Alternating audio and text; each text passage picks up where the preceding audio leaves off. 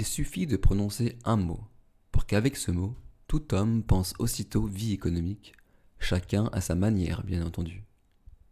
Il suffit de prononcer le mot argent.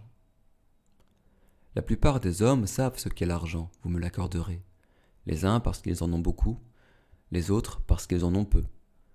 Toujours est-il qu'ils croient savoir ce que c'est.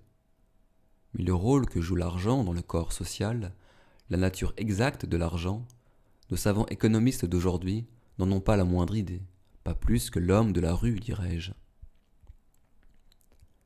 Les uns sont d'avis que l'argent repose sur la valeur du métal, or ou argent, qui sert à le faire. Les autres sont d'avis que l'argent n'est d'autre qu'un repère qui varie selon l'estampille plus ou moins appuyée qu'impose l'État sur les marchandises.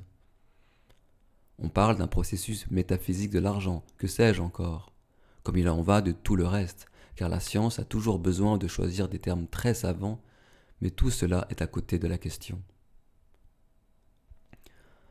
En fait, les érudits les plus distingués sont aujourd'hui d'accord pour dire que si l'argent doit être un moyen d'échange, il lui faut une contrepartie, et cette contrepartie, selon eux, serait la réserve d'or à laquelle il faudrait toujours revenir pour que l'argent ait une valeur. Mais quand on considère la vie économique avec un esprit non prévenu et qu'on se pose la question « Quelle est au juste la vraie, la véritable contre-valeur de l'argent en circulation ?» La réponse que l'on reçoit, si bizarrement qu'elle sonne à l'oreille de l'homme d'aujourd'hui, est la suivante.